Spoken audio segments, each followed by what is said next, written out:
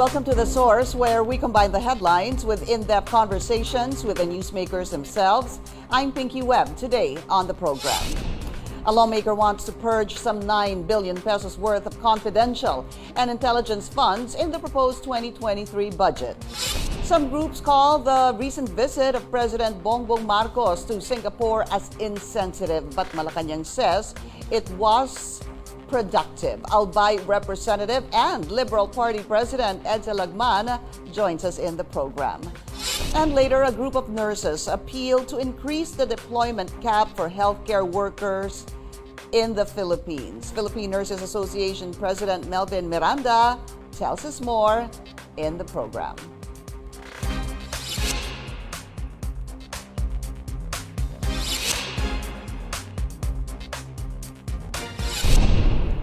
A lawmaker is questioning the allocation of some 9 billion pesos worth of confidential funds spread in different government agencies in the proposed 5.26 trillion peso budget. Under the proposed budget, the Office of the Vice President has 500 million pesos for confidential funds, while the Education Department was allotted 150 million pesos for confidential funds. The OVP assures that these funds will be used efficiently and lawfully. Let's go straight to the source of this story. We have Albay, 1st District Representative Edcel Lagman. Congressman Lagman, welcome back to the source. It's good to see you again.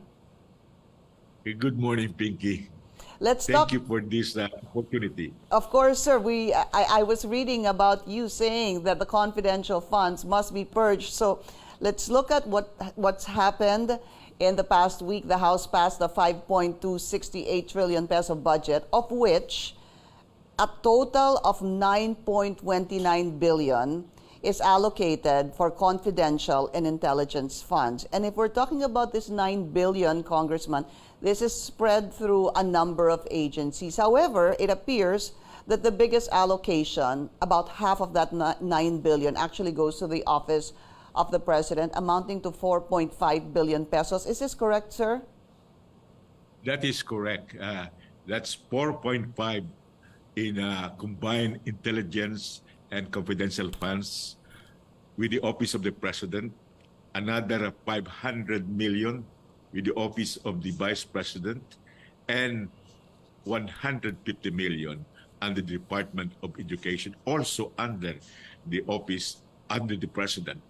In other words, Pinky, the President and the Vice President directly controls more than one half of these confidential and intelligence funds.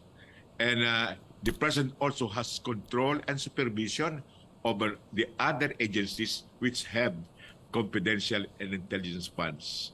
That's why I have been trying to convince the House and the Congress to cleanse the proposed budget of these excessive and unnecessary confidential funds. If we could not purge the budget of these funds in their entirety, then we should allocate the barest minimum and exercise judiciousness and frugality in the allocation of these funds, which the utilization which is shrouded in mystery, and the audit cannot be disclosed to the Congress and to the public. This confidentiality of these funds would breed corruption, and the more enormous is the fund, the greater is the possibility of graft. Congressman, let me first focus on the confidential and intelligence funds under the Office of the President. As we mentioned a while ago, that's about 4.5 billion pesos. That's already almost half of the total 9.2 billion confidential and intelligence funds across all agencies. How does this 4.5 billion for the Office of the President actually compare to the confidential and intelligence funds in 2022 of the Office of the President? It's the same amount. It's the same amount. And it's also not, the audit is not also subject to disclosure to the House and to the Congress, which appropriates the funds. So we cannot have any power of oversight over the utilization of these funds. and the agencies required which have confidential funds are supposed to submit a physical and financial plan justifying the utilization of these funds. But again, we are not privy to this confidential, to these physical and financial plans. And you think that even if the confidential funds from last year to this year at 4.5 billion remains the same, do you think this is excessive for the Office of the President? I think so, Pinky, because the President doesn't only have his own confidential and intelligence funds, he also controls the disbursement, the utilization of the other confidential funds. For example, he is the Commander-in-Chief, so he controls the confidential funds in the military. He is effectively the head of the PNP, and he also controls this. And other agents, other departments are under his control and supervision. The heads are only his alter egos. He is the principal. And normally, So, for control 4.5 billion, but more than that. Opo, Congressman, and normally, dito pong pag pinag-uusapan po yung confidential and intelligence funds of the Office of the President, where is this normally used? Well, they say it's for intelligence and confidential purposes, for surveillance, etc. But we do not know how exactly they are used, and the audit supposed to be done by the COA is not disclosed to the public, not even to the Congress. But does the Commission on Audit these? Well, under circular, they are supposed to audit, but the audit is beyond closed doors. It's between the auditor and the audited. Opo, it's not made public. It's not made public. COA reiterated that during the budget deliberation on the budget of the Commission on Audit. They said they disclose because it's confidential. Opo, but so who has access to the audit of the Commission on Audit on the confidential and intelligence funds? Who is allowed to see it? Well, I am completely blind on who is allowed to see it, because COA said Congress cannot be given a copy of the results of the audit, and the public cannot know what is the result of the audit. So, as I've said, it's beyond closed doors between the auditor and the audited. Period. So what's the use of it? Well, it's more theoretical than real if we are not able to see the results of the audit, how the expenditures were disbursed, how the confidential intelligence funds were used. Yeah, but isn't the reason for auditing is to find out if the funds were utilized properly? You are exactly correct. That is why we are saying that if we cannot exercise oversight function over these confidential and intelligence funds, then we should exercise judiciousness and frugality. If ever we cannot get entirely the funds out of the proposed budget, then we should limit the allocation to the barest minimum. Yeah, but to be very factual about this, has Congress ever been given oversight functions to look into confidential and intelligence funds of the Office of the President in the past? Well, we wanted to exercise that, but we face a blank wall because they always say it's confidential. The nature is confidential, and we are not allowed to see the results of the audit, if ever the audit is made. So it's really just between the auditor and the one that's being audited. Yes, And that's where correct. is It's begun. where is it kept? Where It's are these organized records kept? Well, I would suppose the records are kept with the Office of the Auditor, with the Commission on Audit, and they're supposed to submit disbursements regularly to Congress, but we are not privy to these reports, if ever the reports are made. Congressman Edcel Lagman, we need to take a very short break. We will be right back.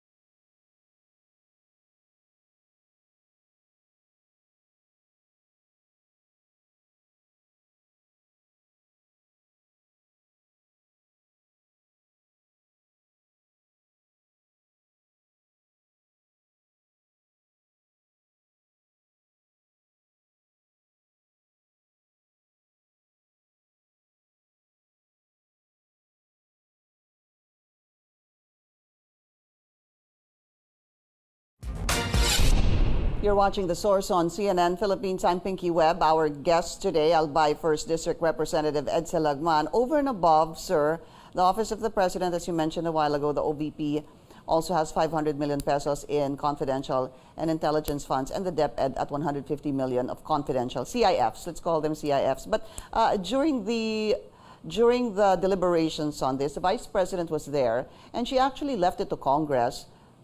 It was up to you. First, she said two things. There are two separate entities, the Office of the Vice President and, of course, the Department of Education. And number two, she was leaving it to Congress to decide on the fate of these confidential funds. Yet, Congress passed it. What happened?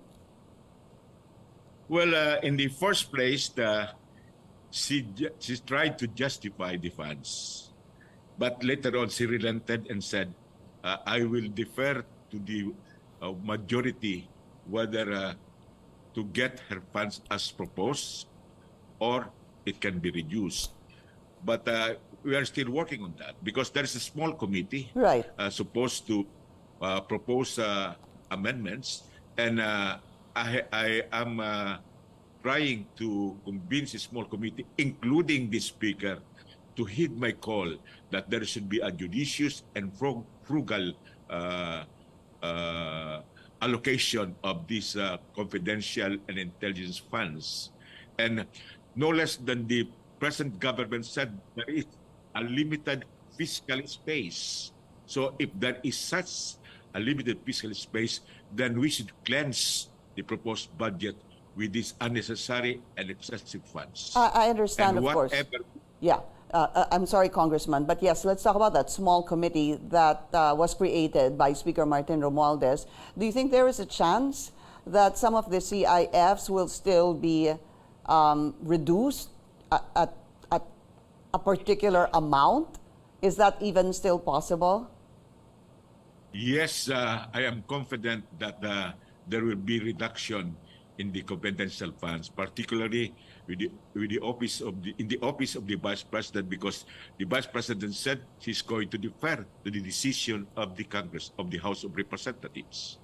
So we are taking the challenge, and I'm trying to convince my colleagues to really reduce that budget, because the office of the Vice President is not a surveillance agency.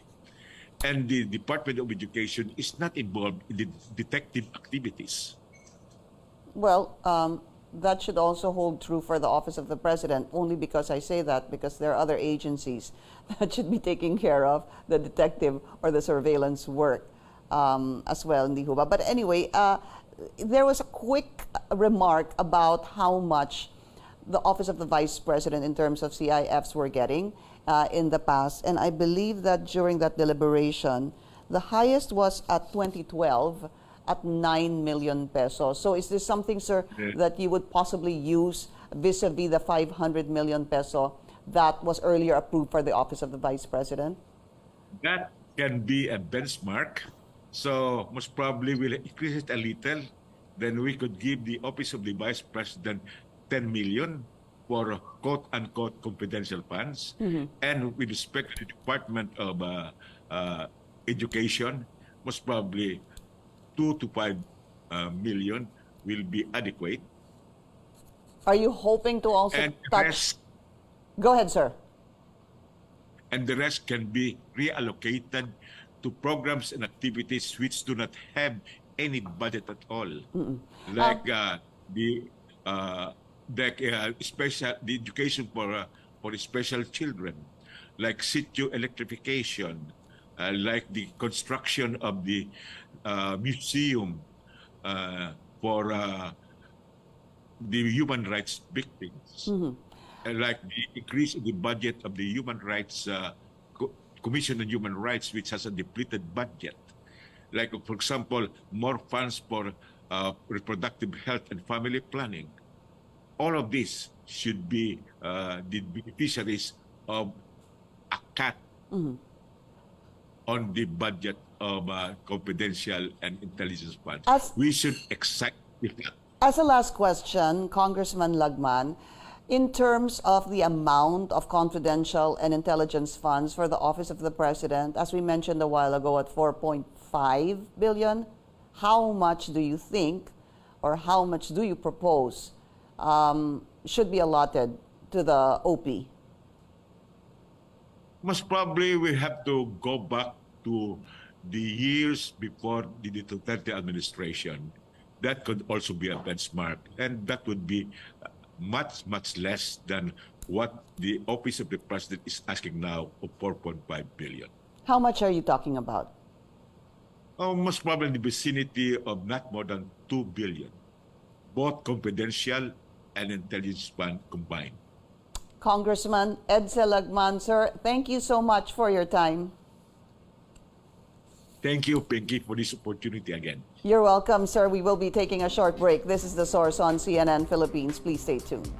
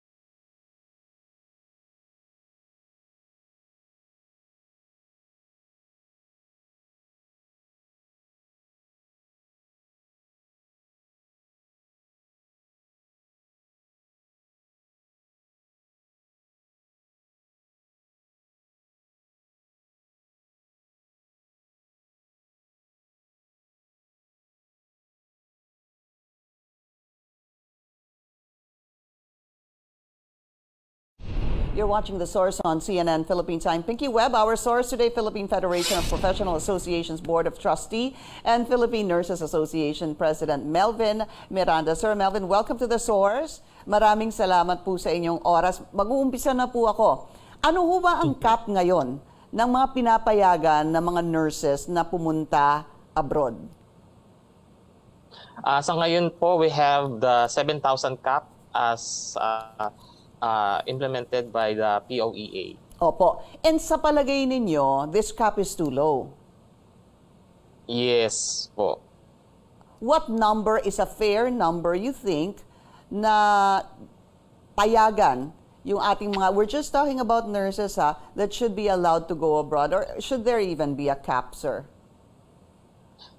Yes po. Actually, ma'am, when we are coordinating po sa POEA, we had the dialogue with them kung how yung cap, kasi there is a certain formula, ma'am, on how we could identify it. For now, we're considering to at least a higher than from 7,000 to at least 1,000 to 8,000. However, this must be supported by the data analytics by which it could really consider the balance. So we are open to that when it comes to the analysis. Sir Melvin, pasensya na po, there was a part that I missed. You said that the cap right now is 7,500. Ano po? 7,000, ma'am. 7,000. Pero ang sinasabi ninyo, ano sana ang tamang numero? What's a good number to be able to allow the nurses to go abroad? I missed a portion of what you said. Pasensya na po. Yes, ma'am. Okay lang po. It 1,500 to at least 8,000. But we do understand on how the POEA may have the data analytics on this matter. Opo. And we are we must have the confidence, ma'am, when it comes to data analytics, because this will be the reference on how we could go through with the certain number for deployment cap. Opo. So I think what I heard was 8,500, no, ang inyong ninanais na maging cap ng Pilipinas sa pagpapadala ng mga nurses abroad. Pag-usapan po natin, siguro on a yearly basis, if you have a number, ilan ho ba sa mga nurses natin ang gustong mga ibang bansa? Okay, for now po, we do not have the number, but certainly we have the data coming from the private and government healthcare institutions of the resignations. Yung resignations, their intention is to really go out of the country. So it range actually per month na that we do have 15 to 20 resignations, which the intention is to go abroad.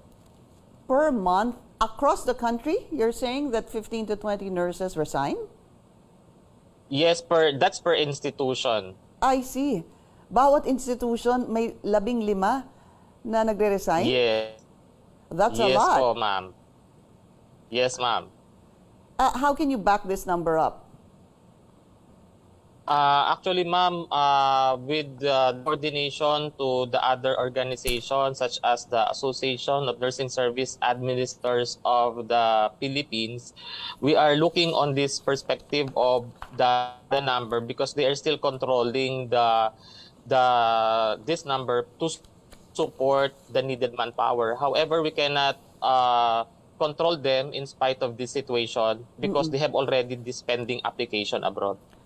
Is it really just pending applications abroad, sir? Or, of course, there are also a lot of our nurses who have left the job for another occupation. Pero dito rin po sa ating bansa, kumbaga nagpalit lang po sila ng trabaho. Yes, ma'am. Actually, based from the Department of Health HRH, the data of almost 125,000 who are not practicing in expected healthcare settings, such as the hospital. So I think we really need numbers of nurses simply because of to be back in the formal healthcare setting of our people. Yeah, but I wonder how the government can entice this over 100,000 nurses who are not currently practicing right now. Obviously, they're not practicing for a number of reasons, and I guess Yes. top on that list would be yung sweldo, hindi ho ba? Number one is really related to the salaries and compensation. Number, their employment status, because many of our nurses now are still on job of orders and contract of service. Yeah, I also read that there's either 6 months ata, hindi ho ba, sir, to 1 year lamang yung kanilang Yes. kontrata. Tapos, Exactly. Bakit ho ganun? Yes, actually, ma'am, when the 106,000 nurses, and they have concluded based from the health organization of we need 28 nurses for every 10,000 population. We really need to hear is if they are really with this, in spite of they will offer plantilla positions that will secure the job of our nurses in the country. But seemingly there are reports, and in the realistic the experiences of our nurses, we still have job orders and contracts just for the nurse deployment program that they are renewable every year. So, contractual ho ba ang tawag doon? Kasi even though their entry is nurse 2, meaning they have the salary grade for 16 other than the entry level, but again, with comes to the job security, there could be no continuity. So probably the hesitancies of our nurses to stay in the country for their future endeavors will be at stake. So that's why they all those opportunities that come our way here in the Philippines. Could you help me understand the situation? Why would nurses be hired as per job order or through 6 months to 1 year only? Basically, it's probably because of the so every year appropriation of funds vary. So I think this could be stabilized and standardized as be a continuity of our nurses to be employed on a permanent or regular status. You know, Melvin, there's so much that needs to be balanced here. Ano po? Yung Yes. ating nurses, yung kanilang sweldo, yung kanilang security of tenure, yung kanilang allowances, hindi ho ba? Yung pangangailangan ng Pilipinas, yung magsilbi sa, sabi nga nila, di ba, sa enticing the nurses to first serve here in the country, ano po. What is the best formula right now, you think, to be able to move forward, considering that, as you mentioned a while ago, the DOH was saying that we lack about over 100,000 nurses in the country? Okay, I think the best formula that we could consider here is really have a priority agenda on the discussion pertaining to the status of the nurses when it comes to the salaries and compensation. Actually, if there will be no law that will establish basically on this matter, then there will be no implementing rules and regulations that we consider as a basis for strict implementation. True. For now, if there are hospitals and institutions who are not compliant, then they're not acting on it because there are no provisions that will have their accountability on this matter. So that's why I think a law to our lawmakers, I think this could be one we could have a direction. For a short term po, I think the dialogue with the appropriate agencies such as DOLE, Department of Budget and Management, DOH, DIL, to support basically the alignment, what we really need for the welfare of our nurses. I think that's the right word you said, the alignment. Ano po. All right, Philippine Nurses Association President Melvin Miranda, sir, thank you so much for your time. Thank you very much. And thank you for joining us here on The Source. I'm Pinky Webb. You're watching CNN Philippines.